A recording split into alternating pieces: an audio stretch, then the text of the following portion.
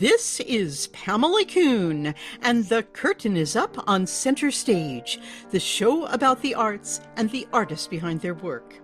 The Flinn Gallery, resident at the Greenwich Library in Greenwich, Connecticut, is an art gallery devoted to education while offering the community the highest quality of art in a beautiful setting. I have covered many installations by the Flinn, and it is my honor to serve them in any way that I can, because I believe in their mission. The other essential fact about the Flinn Gallery is that it is run entirely of volunteers. But these volunteers are artists, curators, and historians whose personal mission is to create a museum that is extraordinary in their creativity. The Flinn sees their 2025-26 season opening with a bold exhibition entitled Vietnam, Tradition Upended, which will run from September 18th through November 12th. It has been 50 years since the end of the Vietnam War.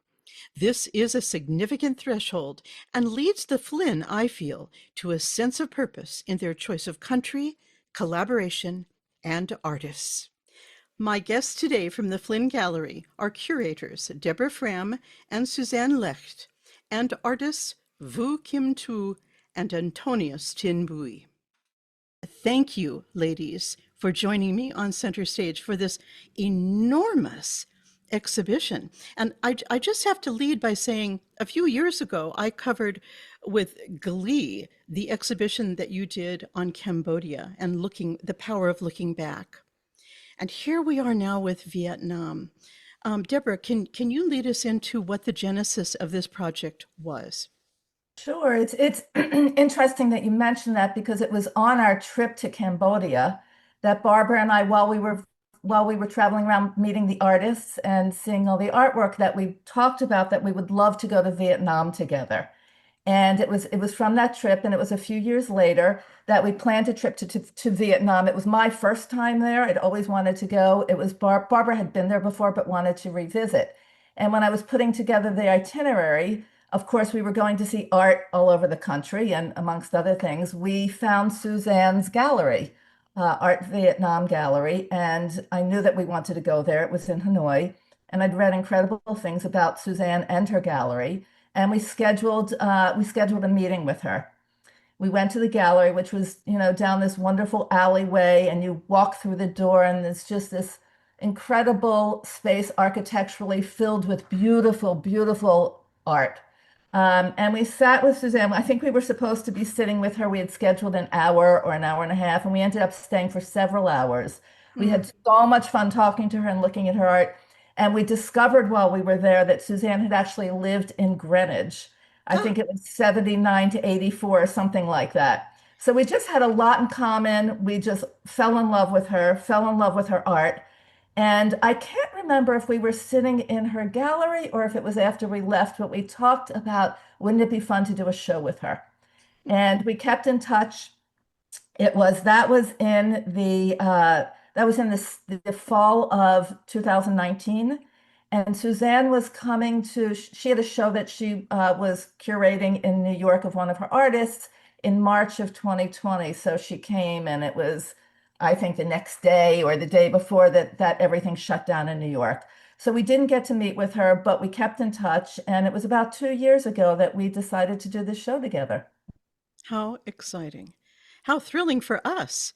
And Suzanne, thank you for lending your expertise and your fabulous gallery. How did you come to Vietnamese art yourself? Oh my, that was Do we have time for this answer? well, I'll try to make a very powerful journey into a short missive. Okay. In a small version, I was living in Japan with my husband, and he passed away of pancreatic cancer very suddenly in 92. So, but those of you people who were involved in Asia, that was Tokyo, Japan's golden decade, the 80s to 1992, where the economy was the strongest in the world and was a very exciting place to be. But by 92, everything had crashed. My husband had died, and I just retreated for about a year with my dog. And then one day I woke up metaphorically and physically and emotionally and said Mm. to myself, oh my goodness, I'm living in the most expensive city in the world and I don't have a job. I've got to get out of here. And I had like 2 months left on my visa and work permit. So I went to Shanghai, Beijing, Bangkok, Hong Kong, Chiang Mai, looking for some big passion to pull me out of my sorrow. Nothing was working. And then a friend of mine, who's actually an American woman, Mary Walsh, who was a producer for CBS News in Tokyo at the time, she had just come back from Vietnam. She was invited to report on Cathay Pacific's inaugural flight from Hong Kong to Saigon. She didn't come to Hanoi. And the magazine that she brought to me was called the Vietnam Investment Review, the first English language newspaper. And in it was this article about a group of painters in Hanoi called the Gang of Five. They were five handsome young men. They were all smoking and being very cool. And but it was, of course, their works. I loved their works, and you could see this kind of fusion of Western art and Asian art, Mm. because all of these artists, you know, our generation, I'm older than you, I'm sure, but I grew up during the Vietnam War. I mean, I'm Vietnam War generation. I'm born in 48. So we, as a country, we didn't know anything about Vietnam, Right. about culture. It was just this very sad, tragic war. So when I saw these paintings that were just full of hope and vision. And these artists, you know, they were just children during the Vietnam War. So when the war ended, when they got out of art school, was 1980, the war's over, the country's decimated, it's completely isolated from the rest of the world. They wanted to be integrated with the world. They wanted to, you know, move forward. They wanted to express their hopes and their dreams, and they weren't required to do any kind of propaganda.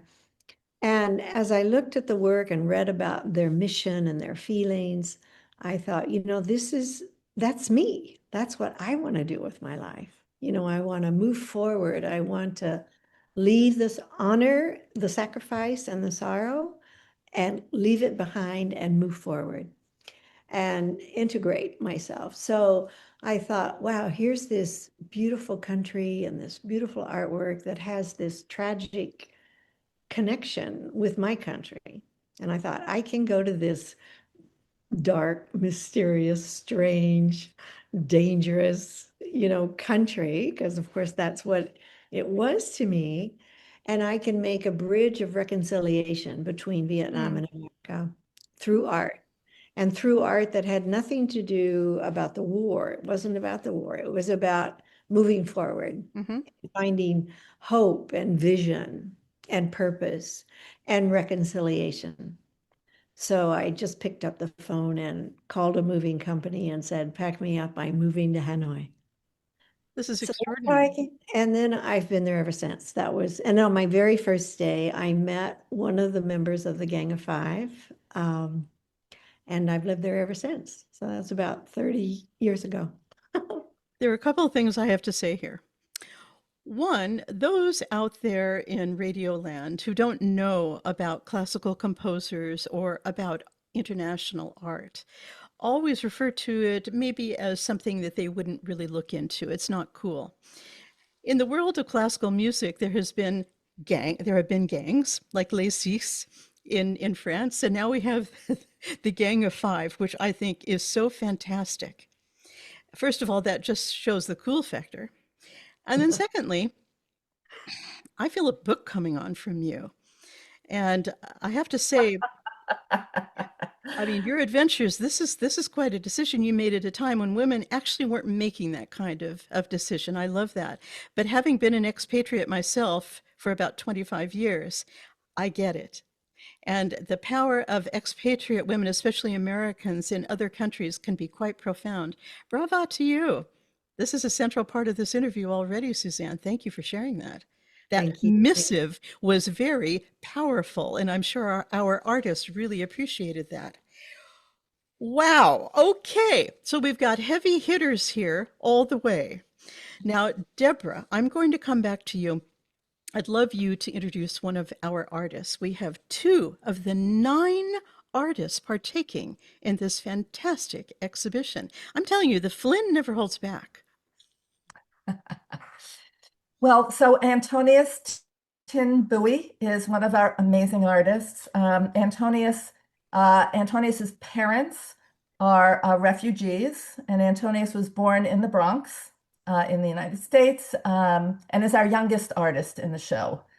Antonius makes these exquisitely detailed, gorgeous, hand-cut portraits, and other, I guess, other kinds of messages and images. But what we have mostly in our show are the portraits and some ceramics.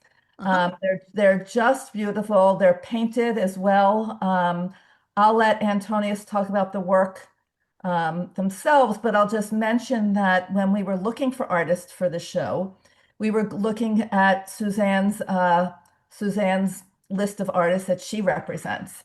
And we found so many amazing artists, but we were also looking for a few more. And we were looking in Vietnam, but we also started looking in the United States. And I found Antonius online and just was so moved by the work and so excited when we actually got in touch with Antonius and then their gallery in Chicago that represents Antonius. And we met and we just fell in love and with the work and with the human being, and are thrilled to have Antonius in the show. Oh, this is so wonderful. Antonius, you're sitting there in Maine right now, out on a veranda. It looks like you're in your most relaxed smoking jacket. I love it, with the blue sky behind you. How beautifully artful that setting is right now. Tell me about your art and tell me how you came to art. Hmm. I would say I return to art as I would hope all of us do in this lifetime. Mm, All of us are born with a spirit of creativity, imagination, perseverance, and innovation.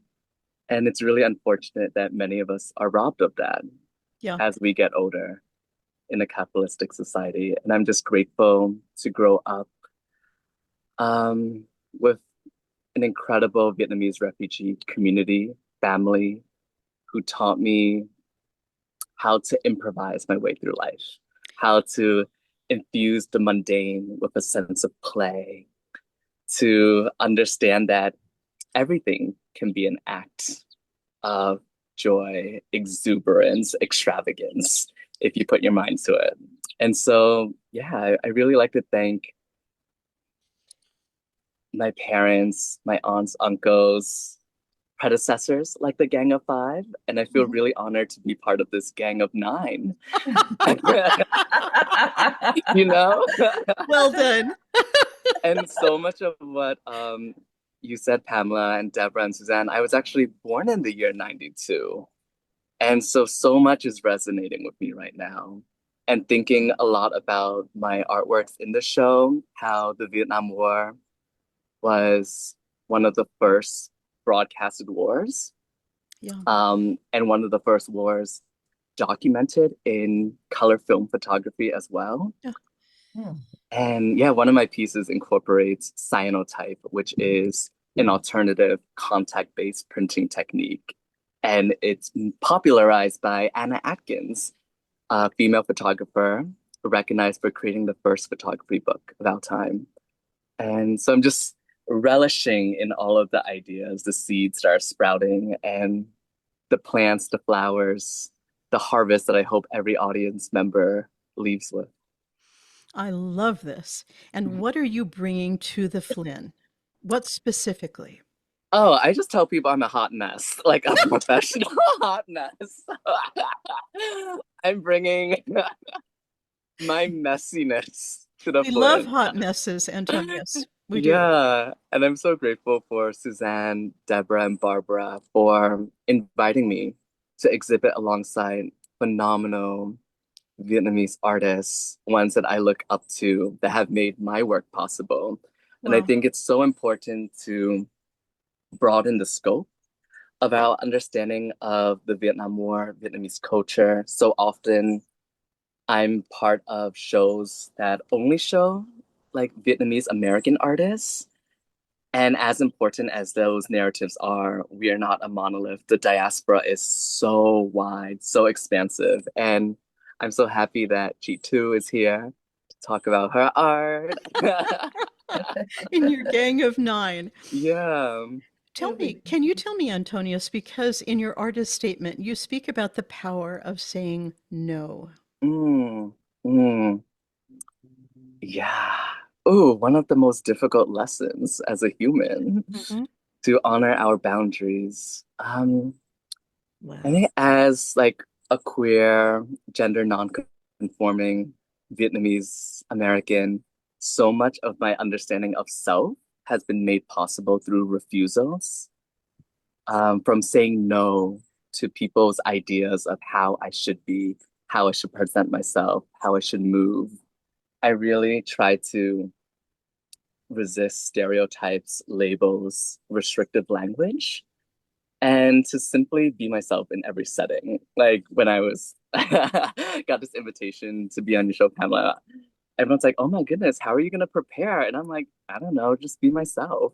And bring all of my messiness along with me. And so many of my role models insist on showing every side of themselves, Oh, regardless of where they are. that's beautiful, Antonius. You spoke earlier about Mm. the power of improvisation. How does that Ooh. play into your art forms? Oh, something that you won't see in the Flinn Gallery is my improvisational movement practice. I'm an untrained dancer, but every single day I take time before entering the studio space to dance and move in nature.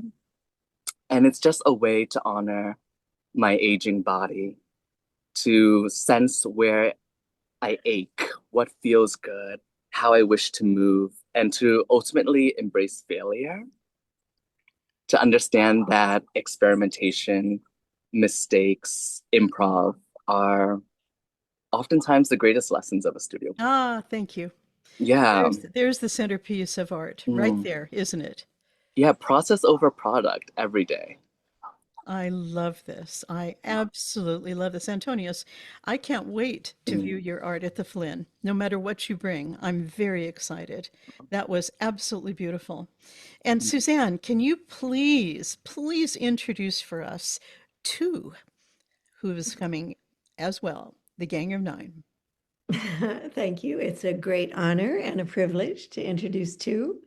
Um, Antonius is a rather tough act to follow, um, with the wisdom and Mm. the philosophy that, of course, he represents.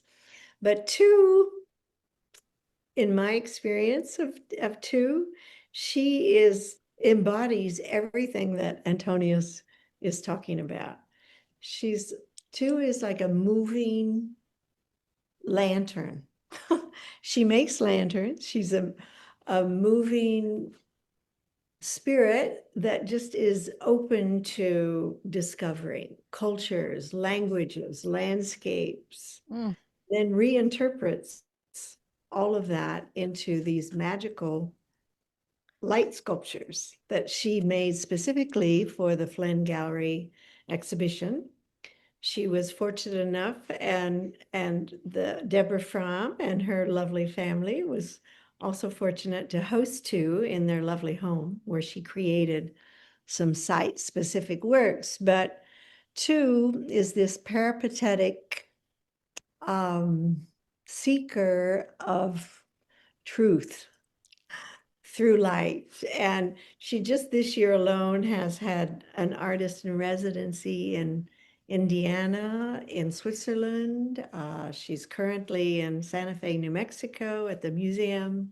She'll come to Greenwich, and I'm sure by the end of this year, she'll be on her way to yet another country, um, exploring and sharing her wisdom and her light. She's, a trained artist. Her parents are both artists. She comes from a very cultured, generous loving family. So she has that wonderful base. And she takes that with her wherever she goes. She's had residencies all over the world. She brings that back, makes her own paper, creates these landscapes, inner landscapes and outer landscapes. So it's a way of traveling through time and traveling through nature and traveling through cultures that illuminates the way for us all. It's a great honor to have two in our show. What a rich show this is turning out to be, I have to say. And to all my listeners on radio, I wish we could see all the gestures and all the gestures of love between these people online. All right, two. Let's talk about two. You know, for me, the presence of light means everything. And as Suzanne just said so eloquently, you're a lantern. Is that how you feel about your art? Well, first of all, thank you, Suzanne, for such a really beautiful introduction. And hi, Deborah. Hi, Antonius. Yes. Well, I don't know. Yeah, I love lighting. For some reason, every time when I create something, I often think about what does it look like when it's illuminated? I think that maybe there's something very intimate about light. You know, like when you go to a theater and then you sit down, and when everything started to tone dark, then you know that the show started to begin. So I started to be very interested a lot in that kind of theatrical quality of that. So that's why lights really Okay. attracts me. Yes. Have you done any theatrical lighting in the past? No, I have not, but I did a series of light boxes that is small, and it looks like a miniature space where you can look into the box. Then for me, it almost like a little kind of miniature stage itself, except that it doesn't have anything moving in there. It's just static, but yes, But it's small, but how it's powerful, small. right? I mean, there's an entire world in the center of that light. Yes, there's a lighting that's attached behind it, and then everything is kind of three-dimensionally illuminated. But I'm always very attracted to things that is small and meticulous and detailed. And that's why when I saw Antonia's work, I was also very attracted to that kind of very meticulous, something very draw me into, something very intimate about that. Wow. Talk to me too about the fragile nature of light when you're using it in such a small way. You mean the ephemeral quality Yeah, or yeah. uh Because I uh believe in the power of art, in the huge picture of the power of art, whether it is a song, an orchestra, a great piece of visual art that maybe perhaps covers a whole wall. There's always a fragile nature to its center. well, first of all, when I became an artist, which is I think about like more than 15 years ago, Hmm. for many years I did not have a studio. So I always work in my bedroom. I have a little desk where I draw. So I really don't have a concrete space to create. And then when I got into artist residency, I have a studio, but of course you only have it for a month or two, and then you have to move. And also my family have been moving for many, many times. So Okay. constantly moving and traveling make you aware of the state of everything is impermanent, which means you can never stay in one place for a long time, no matter why you like it. It's never forever yours. And I feel like that's why it draw me into site-specific installation, because it's about taking advantage of the space that is offered to you on a short period of time and transform it with the experience rather than owning the products, the result. Isn't that interesting? I find that really fascinating. Wow.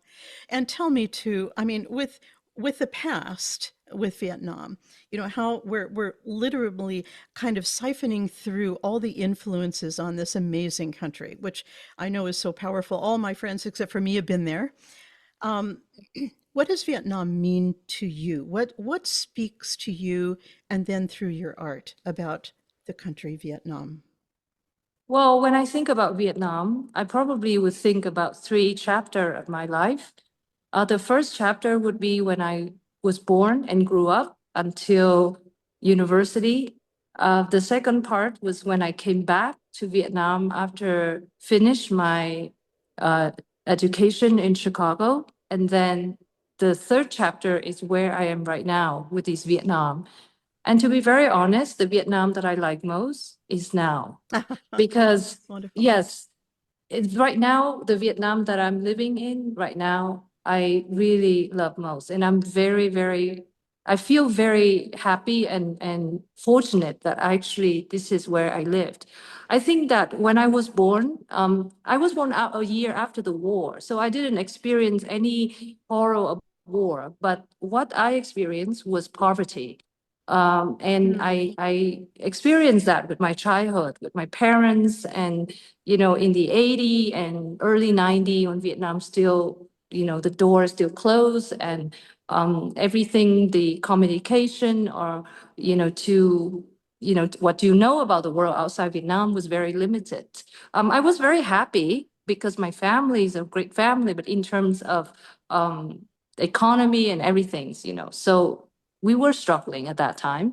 The Vietnam that I experienced after I came back from Chicago was extremely difficult because I fell in love with Chicago. I love the United States. I love my life in Chicago. Oh, And wow. going back to Vietnam at that time was a reverse culture shock. So there was a few years that I didn't make anything as an artist because I was trying to figure it out where I was in my creativity. But for the last 17 years of traveling to residency, it really made me feel how I appreciate where I come from in Vietnam. Because I really feel by traveling, it really brought the Vietnamese in me and the culture that I always have it that I didn't even recognize until I go somewhere else. And also, I think Vietnam now is really a great place to be an artist. You have a lot of opportunity. You have great art scene. You have great community of artists, and you have lots of people who support you. So I would think it's freedom that's being communicated in art at this point, fully realizing that Vietnam now has become quite a powerful element in the world.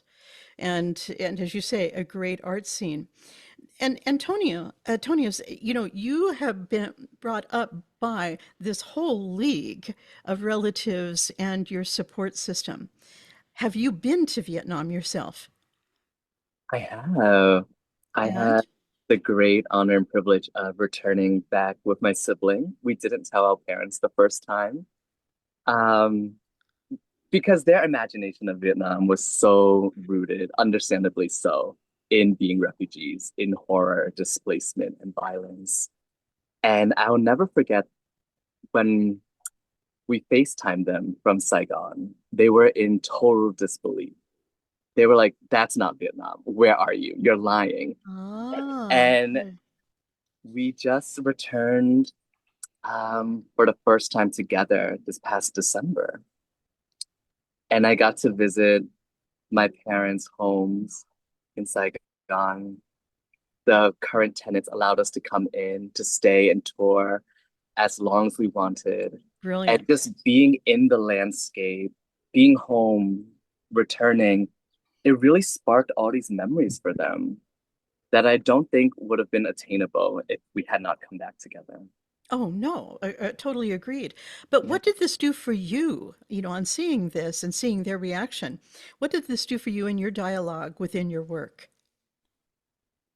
Ooh, I guess for so long, I didn't feel Vietnamese enough. There was a lot of shame around not being completely fluent in the language. Right. Um, and after returning multiple times, I think I'm reminded that there is no singular way of being Vietnamese and that each of us define it on our own terms. And so I guess where I'm at is just this complete peace with my upbringing, my particular perspective as a Vietnamese American, and trying to resist any sense of insecurity. and just really trusting that my DNA as a Vietnamese person is infused into every artwork and that I don't have to defend it or rationalize it for anyone. I love that. I love what I'm hearing from both of you. Mhm. It's very powerful. Wow. Well, Greenwich, Connecticut is the recipient of this fantastic exhibition, Deborah. How did you come to the title? Well, we came up with the title because all of these artists use time-honored traditions and material in contemporary ways in their work, and we wanted the title to reflect that. There was also something that Suzanne said that I'm going to quote her on that I thought was really beautiful, that really explains our title, which is she talks about how the artists mine history, not to reenact the past, but to transform it. They bend tradition, not to break it, but to speak from within it with a new voice. And I think that really, really explains our title. At the beginning, I mean, I always loved our title, but I was a little worried that it was too extreme.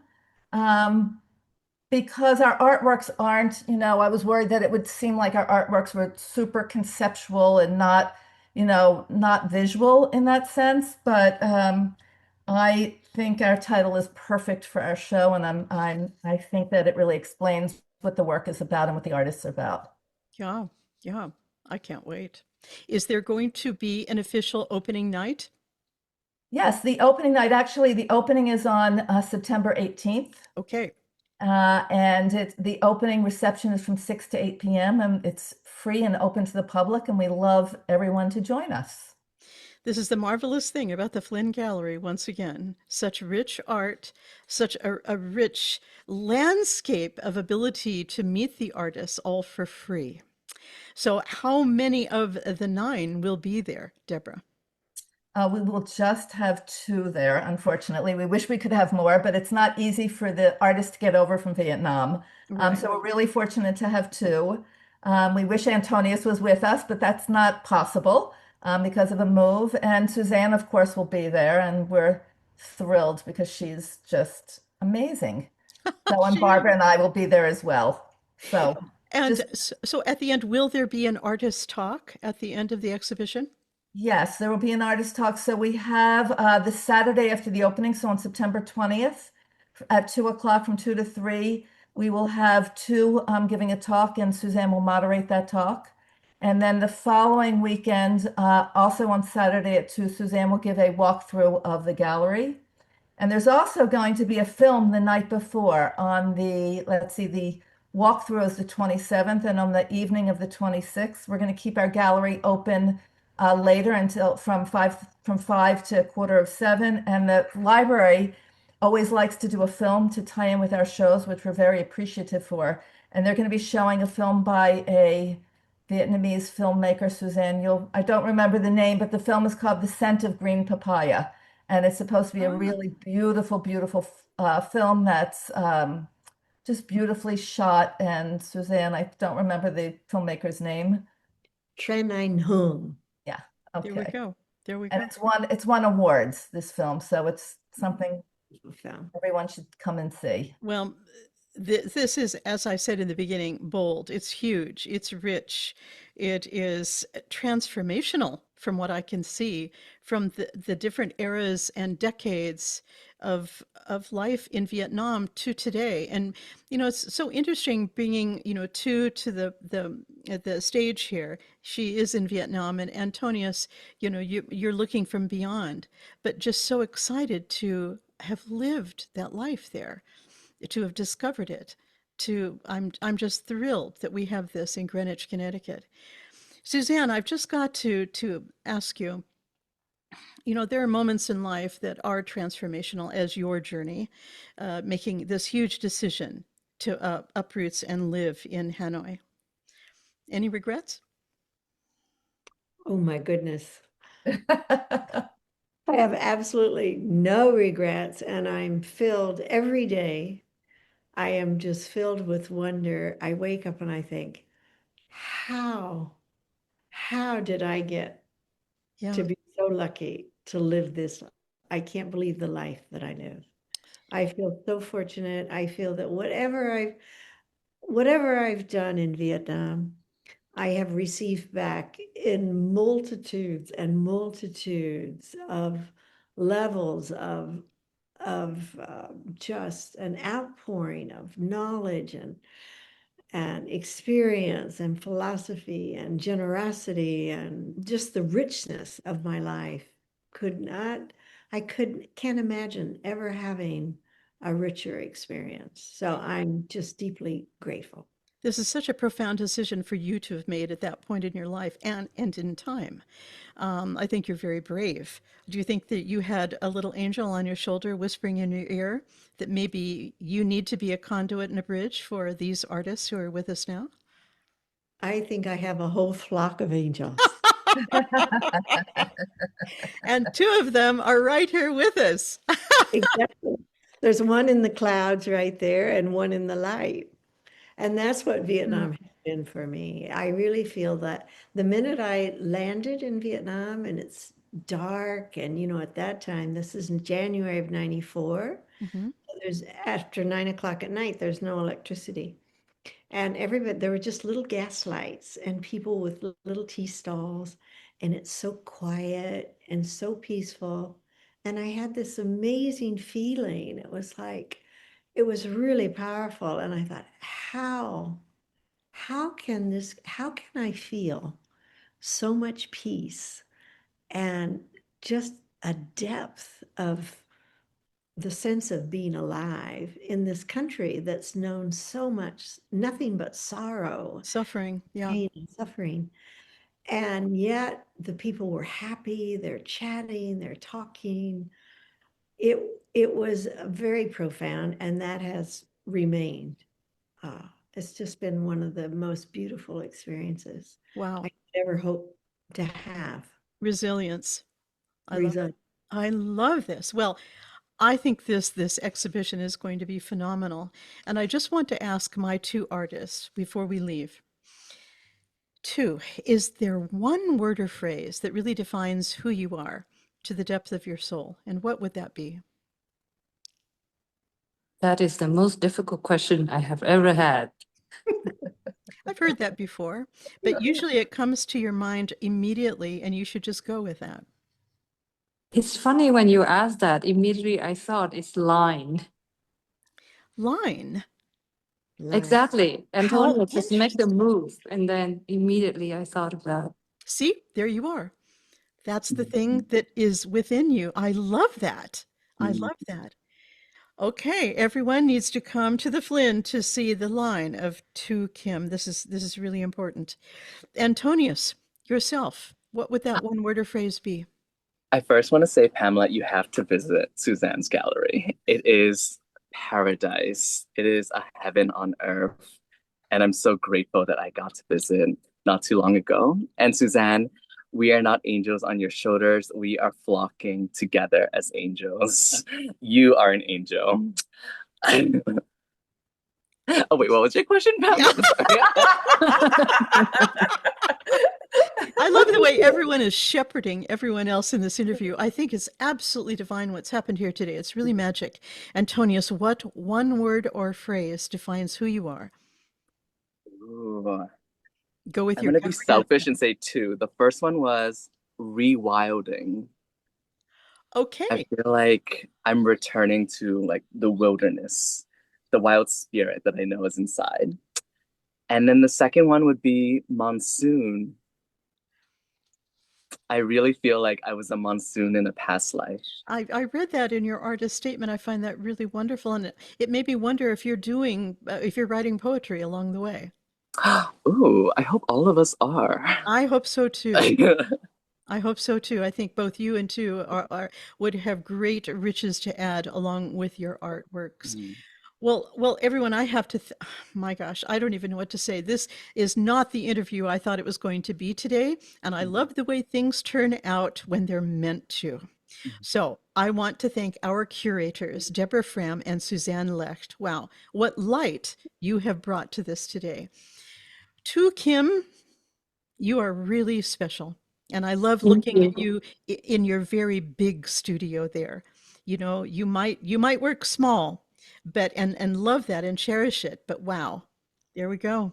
Oh my Oh gosh. my goodness. Wow. Look at that. Teleport me. You are on a theatrical stage, my dear.